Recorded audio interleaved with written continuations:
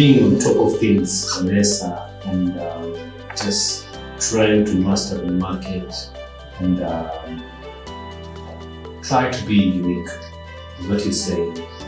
Again, what else does it take for one to become ace in this field? I want to become, or someone, the viewer outside there wants to venture into branding. What do they need? What is the input, skills-wise, and all that? Okay, so for somebody who wants to venture into this kind of business, and even for us, even as we're in this business, you have to kind of be multifaceted, because there are so many skill sets that are required to just brand a business, and after branding it, to market that same business.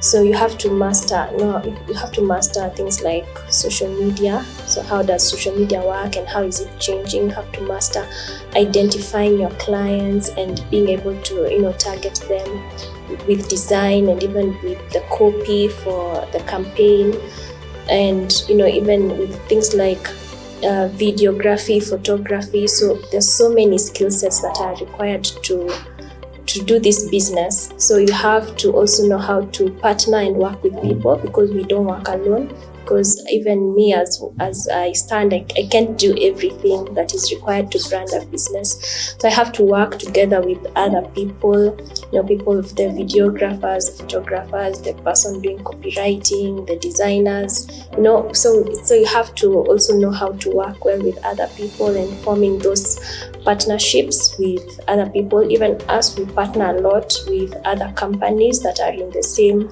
field as us, because we can do everything on our own. So those are some of the things that you need to be able to do to succeed in this business. So you have to keep growing, keep expanding your skills, keep expanding, your mindset and even your partnerships. Thank you. Unene, she's mentioned working with lots of people, lots of people, and lots of other industries, which makes it which qualifies this industry as a woven industry with so many other aspects and so many other players coming in. And now I want to understand all these people coming in. Let's say videographers, let's say photographers. You need a studio. Let's say designer. I need like top of the class and recent, most updated softwares and machines. Now, capital-wise, how did you go about it to start this business? How much do I?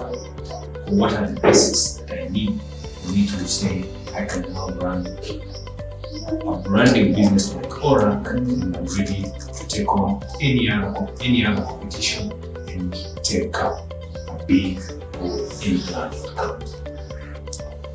Thank you. So you need, like any other business, you have to invest in capital and different forms of capital. You start with the financial one. You need a laptop, a computer. You need software. The best softwares. You need tools you have online tools that help you to organize your work. You need internet. I think basically, and then now you can go further to get cameras and all the other tools that are needed to run the business. But now, what we'd advise to any person who'd like to start is just focus on the basic things like a computer, the software, the organizing tools and internet. And then from there, build an online presence, have a website, have social media channels so that you're easily accessible. And then now you build that visibility. We say that visibility is equals to credibility. And so you have to create that perception that you are not a small company, you're not a small business. So those are the things you require for you to really start well. And then now the other things, they can come as you build the business. You you can ask yourself questions like, how will I build capacity for this business? You can have a model, for example, and say, for example, Vanessa and I, we can cater for 12 clients. So if we get the 13th client, we will have to hire either an intern or someone permanent. So, and this person we are hiring has to also work on 6 or 7 clients, so that the 3 of us will now be working on around 19, 20 clients. So, and then now, of course, things like equipment, you can always outsource whenever you have a project, have that budget, carried forward to the client, etc. So that is how you start and sustain the business. Still, hiring equipment. Say I'm booking a studio, I will charge per hour, hiring equipment, I will charge per day. I need models. I need so many other people to come. I need material to print boards and all that. Someone thinks you need a loan to start this business. Do you need a loan to start this business, or when does one now think I should go take a loan to pump money in this business? You don't need a loan. You need to be very smart and very aggressive when you're starting such a business, and very creative. So I think those 3 things will really help you to eliminate that loan factor. How much creativity goes into a project, and what processes or levels or steps do you pass it through for you to say this one stick, we can take it to the client, or we can help the client take it to the market? Thank you. So we normally have a brainstorming session and look at the brand. What does it stand for? Who are they talking to? What are the channels to use? What is the product about? And then this will advise the kind of creativity we will come up with. In branding, there's something called your branding voice, your brand look and feel. And these 3 elements, they're also very instrumental in the kind of creativity that will go into a particular brand, into a particular campaign. So those are the elements we look at, and we come up with a concept. We brainstorm as a team, and then if we are comfortable, we normally as a creative, we normally have a gut feeling that this will be a nice campaign. And most of the times when we give it to the client, it normally has just a few changes, or a few just a few feedback on what needs to improve, or something we left out. So that is usually the process that goes into our creativity. Some clients can be hard, like you mentioned, but what we do, there's something called passing on liability to someone. Asking them, what would you have wanted done differently? And then now when you hand over that liability to them, they're able to say,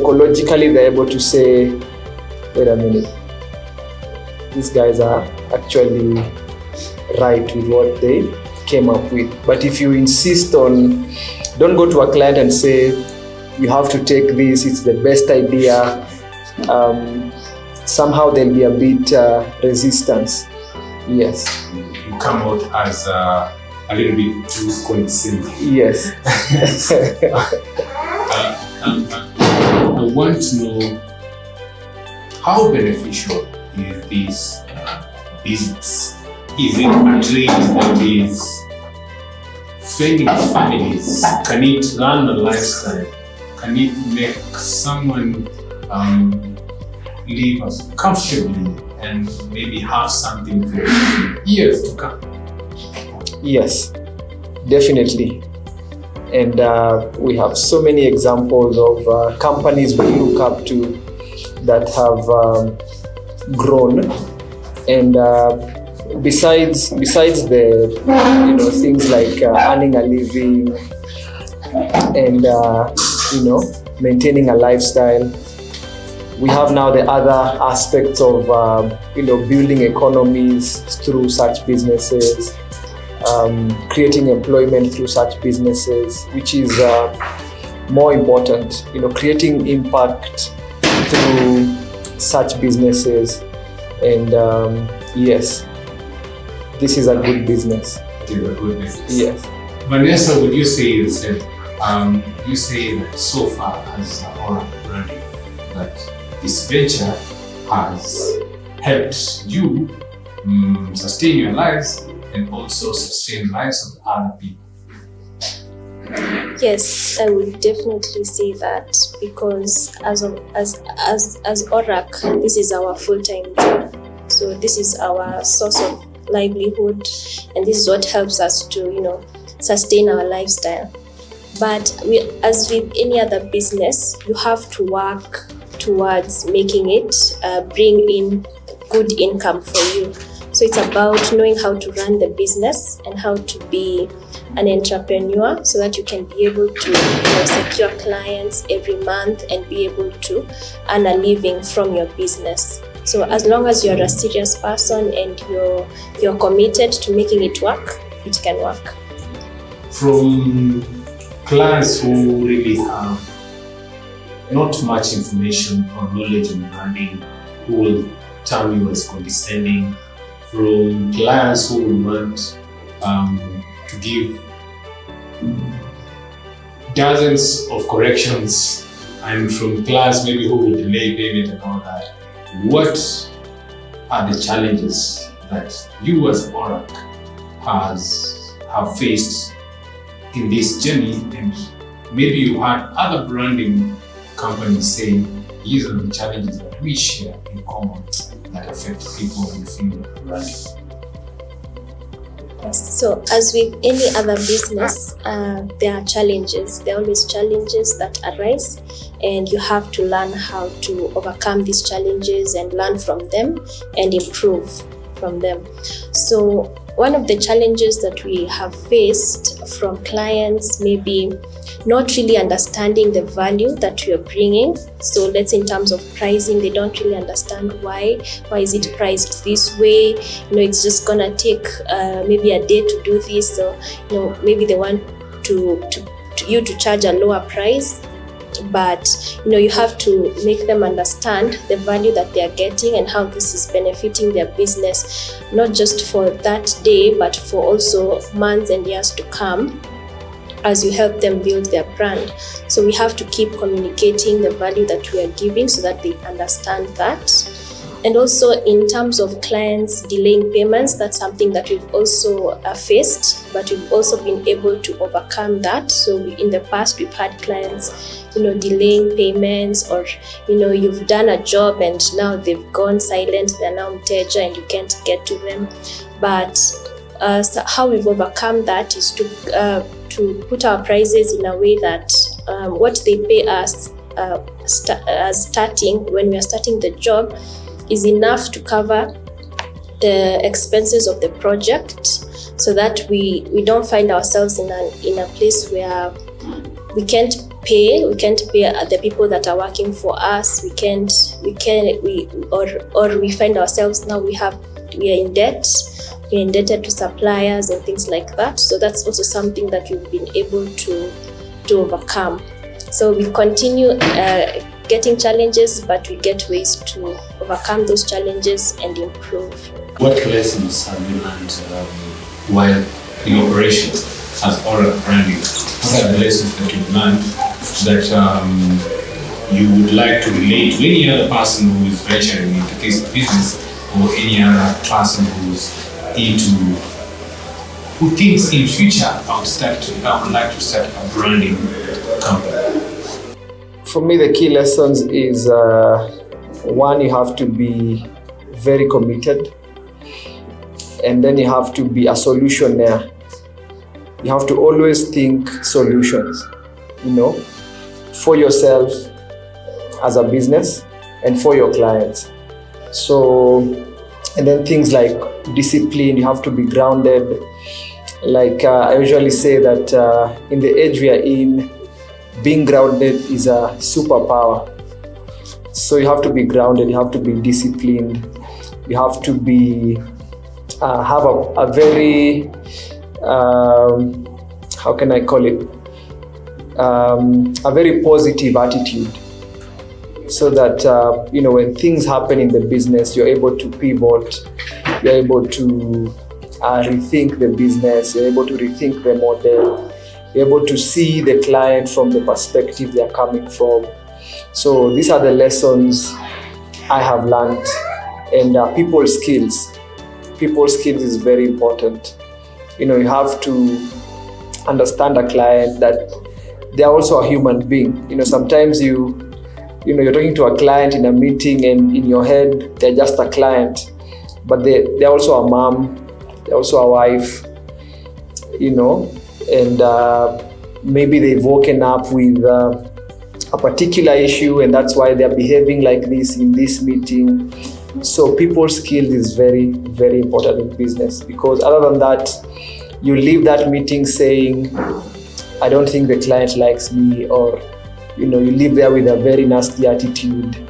But if you understand people, you'll be able to see them from very many perspectives. Yes.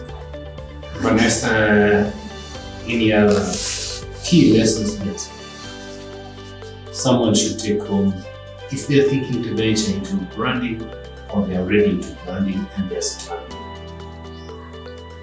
One very important skill that I can mention is communication skills. In this business, we are always communicating, we're communicating back and forth with the client, and you're also helping the client communicate with their customers. So knowing how to communicate an idea is very important, because even as we do campaigns, it's all about communicating ideas. So you have to bring your point across in a way that they understand and their clients can understand. So that's a very important skill. Another skill that is important is, people skills and, forming partnerships and networking. As I've mentioned earlier, this business, you can't do it alone. You have to work with other people. So you have to know how to build those networks with people that you need to work together with, and be able to maintain those relationships for the long run, because you're going to keep working together. And as any other entrepreneur out there or business person out there, you have to work on yourself, work on your confidence, work on even your mentality and attitude. So those are also things that you also have to keep working on and improving, so that you can succeed in this business and in any other kind of business.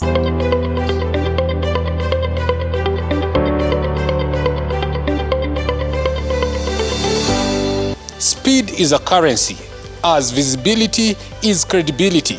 Two strong parting shots we are getting from Orac Branding. Without further ado, this is a wrap. This has been The Budding Entrepreneur. My name is Preston. Have a night of your choice. See you next time.